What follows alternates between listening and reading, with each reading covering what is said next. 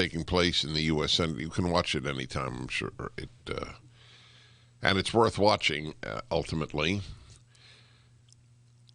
I won't get into the politics of it next hour. I will. Right now, I'm opening the lines for you to talk to me about the state of your state.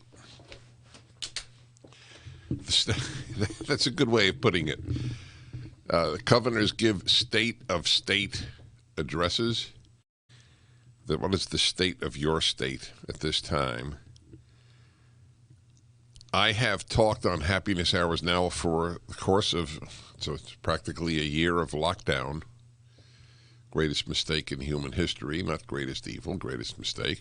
Made that clear when I first mentioned this fact last, I guess, March or April. I am stunned. Kids have not been to school. It's stunning. We are governed by fools and frauds, and I hate saying it. It's not my vision of America. What does it have to do with happiness? That's the issue. I have addressed that on a number of occasions on the Happiness Hour. How does one manage in these difficult times? And my answer is, not in order of importance, just as they come to my mind, kindred spirits in my life and fighting. Those two enable me, and not just that. I also retreat, if you will, into my hobbies, my passions. I've spent the whole lockdown actually finishing, which is a long time to finish something, my commentary on the third book of my commentary on the Bible, and that is Deuteronomy, the fifth book. Hardest of all the books to do, contains 200 laws. There is no narrative. There is no story. The only story in the entire fifth book of the Torah, the 5 books of Moses, is Moses dying. It's very touching because, which very few people know, you know who buries Moses? God. It is truly one of the most touching representations of God in the entire Bible. Old Testament for Jews, Old and New for Christians. It's quite a remarkable verse that God himself buries Moses. Anyway, this is the issue here. You know, I always begin by saying the happy make the world better and the unhappy make it worse. We are living through that as the unhappy are taking over. The task of the left in America is to make people unhappy. And the way you do that is by fostering ingratitude. Ingratitude is the mother of unhappiness, and ingratitude is the mother of evil. Ungrateful people do a lot of harm. Ungrateful people are all unhappy. I am grateful for being an American. That's it. The division in this country can be summarized as between the grateful and the ungrateful. You realize that? That's the most bottom line distinction in the country. Not one leftist is grateful for being an American, and every conservative is grateful for being an American.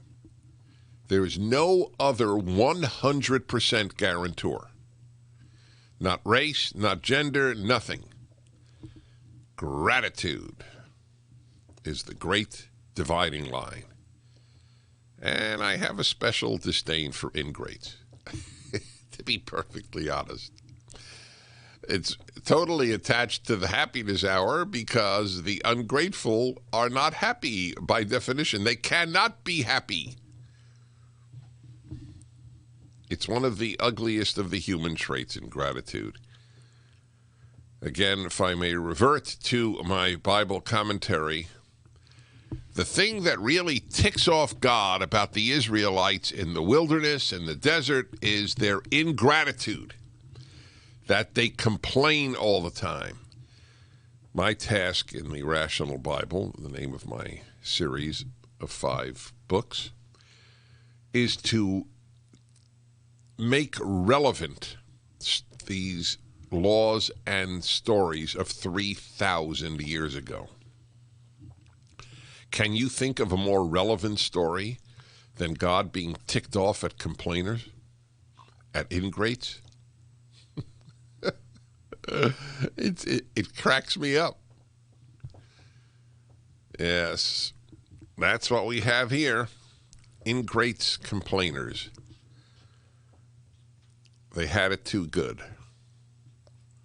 So they're tearing down what is so good. 1-8-PRAGER 776-877-243 776. How are you doing? How is your family doing? You have kids or grandkids not in school? How are they doing? Have you found kindred spirits? I've been advocating kindred spirits the entire lockdown, indeed my entire career. I don't know how long one goes through life without it. Yet there are a lot of people who don't have that. And if they have the courage to tweet what they believe or to put on Facebook what they believe, they lose friends that they thought were friends. What is your experience in the happiness realm? That is the subject of today's Happiness Hour. You have to admit that I have never been quite as vindicated on my belief that the happy make the world better and the unhappy make it worse as right now. That's the way, that's a rule of life. I am amazed at my good fortune. That's how I go through my life. Quite amazed. Because I know how bad things could be. That's the reason that I worry about America. I know how bad things could be. And I know that when you tear down what is essentially good, you don't get anything better. All right, everybody. And let's see what you folks have to say.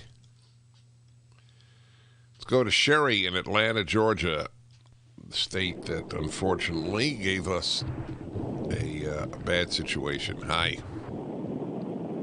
Hi. Hi there. Hello, Dennis. Good to talk to you. Thank you.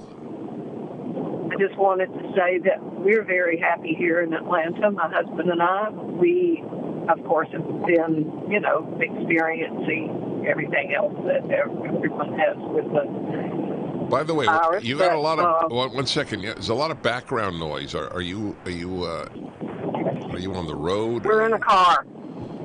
Uh-huh. We're driving. And the window. My husband's driving. All right. I hope you can hear me. We're very happy. Right. I'm sorry. We're very happy because when, the restaurant supposedly you could not go in, we supported them by going out as much as possible and doing pickup. And, of course, now we can go inside restaurants. We're grateful we have a Republican governor that did not try to control every move, and we're both still very happy. Well, God bless you both, and that's a big deal. The rules that Californians accepted lying down, you can't even enter a restaurant for much of this past year. You couldn't even dine outside for much of the, not inside was blocked for most of the year, nearly all. Outside was blocked for about half the year, until just a few weeks ago. It's all political. Abundance of caution, AOC.